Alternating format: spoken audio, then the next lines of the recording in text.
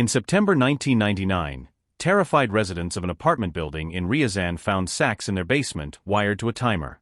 Police evacuated the building. An explosives test reportedly came back positive. Suspects were traced to Russia's own security service. Then the story changed. The FSB announced that the device was harmless, the sacks contained sugar, and the whole thing had been a training exercise. That strange reversal became known as Ryazan sugar. It sits at the entrance to the Putin era like a locked door no independent investigation has ever fully opened. But this story requires discipline. Suspicion is not proof. A terrorist atrocity, a disastrous rescue operation, a state cover-up, and a false flag attack are not the same thing. If we call every horror a Kremlin operation without evidence, we imitate the propaganda method we are trying to expose. So this video will separate three categories: established facts, official findings of state responsibility, and serious allegations that remain unresolved. The first category begins with the Russian apartment bombings of September 1999. 4 explosions destroyed residential buildings in Bayansk, Moscow, and Volgodonsk, killing more than 300 people. The attacks created national panic and helped build public support for a new war in Chechnya. Russia's little-known Prime Minister, Vladimir Putin, presented himself as the leader who would answer terror with overwhelming force. Within months, he was acting president. Russian courts blamed Islamist militants connected to Chechnya. Yet the Ryazan incident made the official story difficult to accept without questions. Local authorities initially treated the device as real. A manhunt reportedly led to FSB personnel. Only afterward did FSB Director Nikolai Patrushev call it an exercise. Parliamentary efforts to investigate went nowhere. Materials remained secret, contradictions were never tested in a genuinely independent public inquiry, and people who pursued the alternative theory faced intimidation, prosecution, exile, or death. None of that proves that Putin or the FSB organized the apartment bombings. It does prove that the Russian state never produced the kind of transparent investigation that could settle the most consequential allegations surrounding Putin's rise. Ryazan sugar should therefore be described as an unresolved and deeply suspicious episode, not as a solved case. What followed is less ambiguous. The Second Chechen War brought the destruction of Grozny, disappearances, torture, extrajudicial killings, and repeated judgments against Russia at the European Court of Human Rights. The Kremlin turned a complex separatist conflict into a simple television formula. Terrorists threaten Russia, the strong leader protects the nation, questions help the enemy. That formula would survive long after Chechnya disappeared from nightly news. In October 2002, Chechen militants seized the Dubrovka theater in Moscow and held hundreds of people hostage. The attackers were responsible for the siege. Russian forces ended it by pumping an undisclosed incapacitating chemical agent into the building. The gas disabled the hostage-takers, but it also poisoned hostages. Emergency teams were not properly told what substance had been used, and many victims did not receive the immediate treatment they needed. At least 125 hostages died. The European Court of Human Rights did not say the decision to use gas was itself unlawful. It found serious failures in planning the rescue and in the investigation that followed.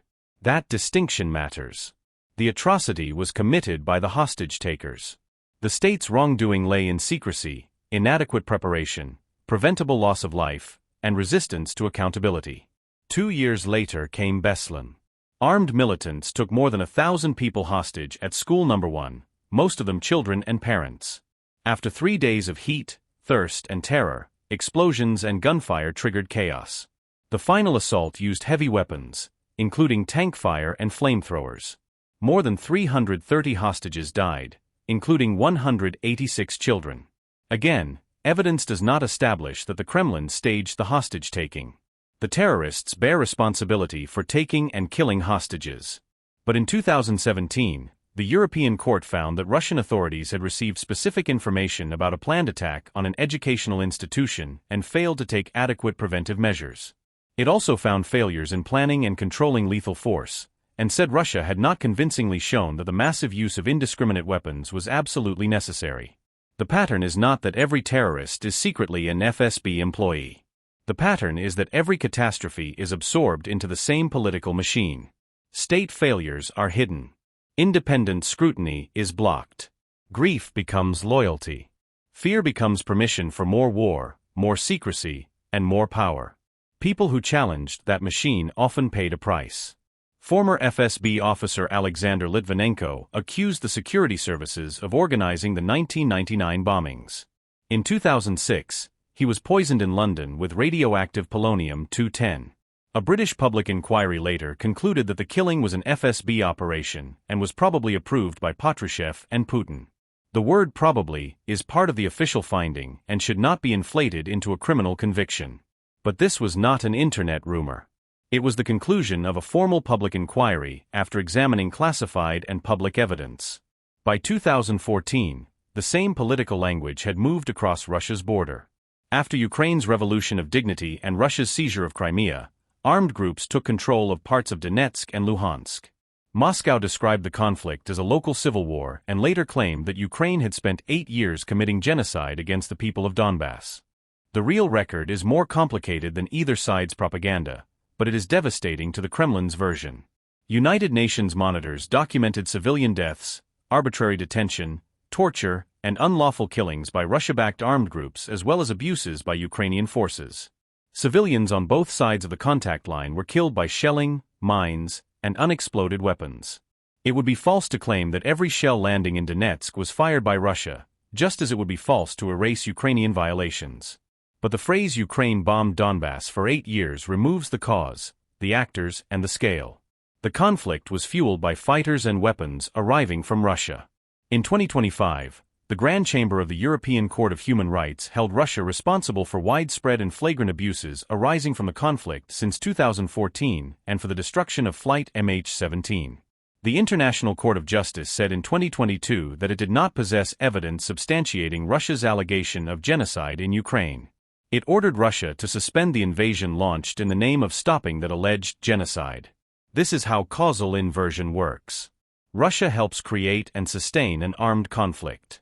Russian media presents the resulting suffering as proof that Russia must intervene.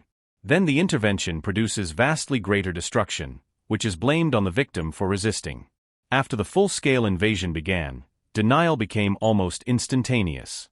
When Russian troops withdrew from Bucha and bodies appeared in streets and yards, Moscow called the scene staged. United Nations investigators later documented civilian killings and summary executions during Russian control of the area. When Russian forces struck civilian sites in Mariupol, official channels cycled through claims that the buildings were military positions, that victims were actors, or that Ukraine had attacked itself. The goal was often not to establish one believable alternative. It was to release enough alternatives that certainty itself felt impossible. That method continues. A Russian strike is described as Ukrainian air defense. An occupied city is called liberated. Deportation becomes evacuation. Torture becomes filtration. A missile campaign against electricity and heating becomes retaliation for the victim's provocation. Even genuine crimes or abuses by Ukrainian personnel, which should be investigated, are used to erase the radically larger system of invasion, occupation, and state-directed violence.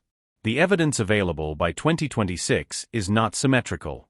United Nations monitors reported that the vast majority of verified civilian casualties in 2025 occurred in Ukrainian government-controlled territory from attacks launched by Russian forces. UN reporting also described widespread and systematic torture of Ukrainian prisoners of war and civilian detainees by Russian authorities, while documenting abuses of Russian prisoners by Ukrainian personnel as well. Honest reporting includes both. Honest judgment still recognizes the difference in scale, structure, and responsibility. The most useful defense against this system is not automatic disbelief. It is a hierarchy of evidence.